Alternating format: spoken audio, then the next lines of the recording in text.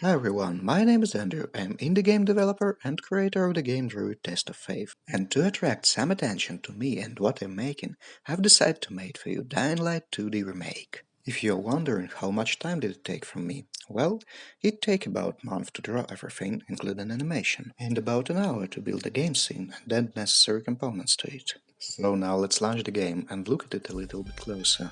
We're starting on the roof with Man with Baseball Bat. By the way, music you can hear right now is written by my patron, S. Rose. God bless him. Right now he's the only man who decided to support me. I truly appreciate it. Thanks. So as you can see right now, with Man with Bat have a bunch of different animations. Actually there are 9 of them, for running, respawning, death and so on. Quite a standard package. Nevertheless, it took lots of time to draw. Almost everything you can see here was drawn by me manually. Now we can run right side and fall down to balcony. Here we can see air conditioner, we can grab it and jump over again to return to roof. Yes, we have climb animation we made, and we can jump down here, follow on car, military car, and jump back to balcony. Again, it's driving, as you can see. So let's move right, and here we have barrels, some cars, some zombies, this one funky zombie moving to us. Let's attack him. Attack. Yes, you can see blood spilling, and he can attack us back with fists. It's hospital. I've took that from Dying Light game intro. When I said I draw everything by my hand, I mean what I've took several elements from Dying Light game intro. Here is another one zombie, and here is the sign. I also took it from the game Dying Light intro. I took that mountains and background from my original game, Druid Test of Faith. Here is another one zombie, and barrels. As you can see, that barrel also can interact with player. You can jump above, you can hit a side and take some damage, because with barrels have spikes off its sides. So now let's move left. There's a tiny secret in this game. Again to car, to balcony, and here is door. Well, it's not a simple door, it's a room. Room is hole, you can see hole, light, and that one zombie, but that one zombie is not quite single as rest. Let's kill him, and we'll see. And final strike, boom. Hey, it's night come. Well, did you ever see a game which is switching day and night time like this? That's quite rarity for 2D games. I can remember only Terraria which is switching like that. So all light you can see right now are interacting with player, with zombies and all rest game objects. Now we can move to roof and see how it's working. There is a dark place at the left side of the roof, and you can see how it's interacting with player. It's quite cool, I guess. And what about the rest level? There are a few ultraviolet lamps at the right side. We can take a look how it works. It also looks nice. So that's it about that one tiny Dying Light 2 remake. But if you're an indie game developer or just wondering how everything they made, I will tell you that in a moment. But first let me tell you what you can do right now. First thing you can do, you can download that game and try it yourself.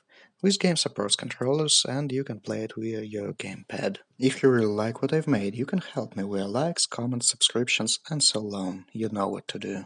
And also you can add my game Druid Test of Faith to your wishlist on Steam, that will also help me. Next, you can support me on Patreon and download all the sprites I used to create this game. I guess if you're an indie game developer it could be useful for you, and you know I don't gonna sell this game anywhere, so if you will download them, you will be most likely the only one person who using these sprites in your game. And the last one thing, please reply me, should I make more levels for download to the game?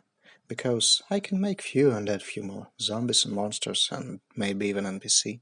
I have all opportunities and all I need to do is to draw some arts for it. Alrighty then, now I will briefly tell you which technology I used to create this tiny Dying Light 2 remake. So here is Dying Light 2 the game scene, and at the background you can see the mountains. And this mountains doesn't fit the game scene fully, but it covers all scene. Why? Well, it's working via parallax script. I have special video tutorial about how it's working, and you can perform it in your game scene if you wish to. So the next one element is player. Player have UI script attached to it, and its UI representing its health bar. Actually the player has also energy, but it's hidden for you for now.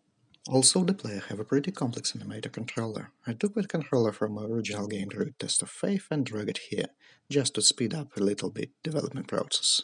Next thing I'd like to show you is grass animation. It works via a special material I have made via shader graph. The grass is swinging left and right and that feels like wind effect. What makes the scene feels more alive.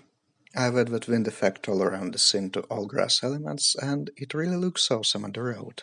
So if you're wondering how to add the same effect to your game, you can write me a comment below. And if I will see what you are interested in how to do it, then I will make a special video about shader graph and that wind effect.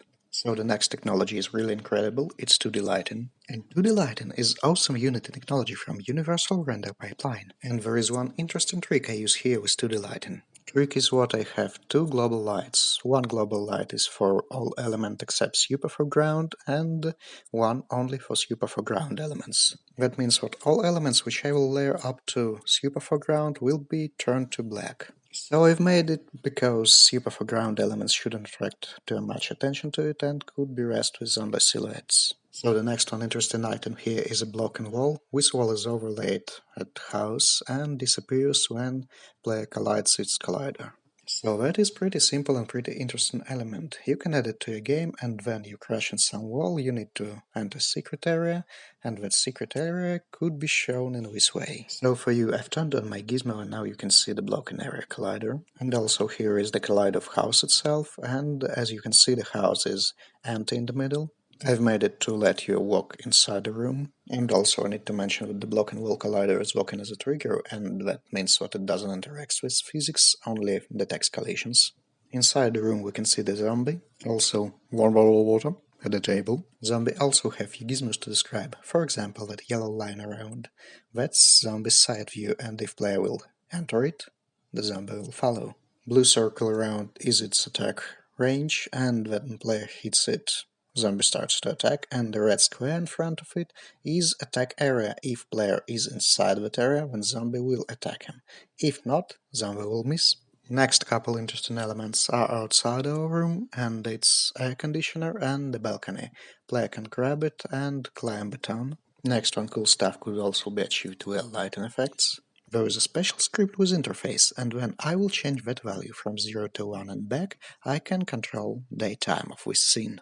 Would like to know how to achieve it? Leave me the comment below. Next element here we have and should describe as spike barrels. So this barrel is also working pretty simple. We have its collider, and when player collides with object, it's taking damage.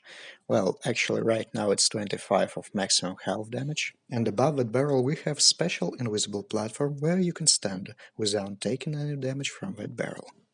So next important component you need to know is A-star Pathfinder component. What does it do? Well, it's create a navigation mesh and detects where current game object or component can move. So if we will hit play and come close enough to zombie to reach its sight range, zombie will see us and start chasing. As we can see right now, there is a green line between zombie and player. The blue squares detects where the green line could be drawn, and the red dots detects the colliders and places where game object or player cannot pass through. So as you can see right now, the zombie is stuck in front of that military car, and that happened because I didn't add him an opportunity to jump or climb that items. So the last but not least component here is Unity input system. Actually, that's true insanity. It took for me about 6 months to deal with it. I believe it's one of the weakest but nevertheless the powerful part of Unity.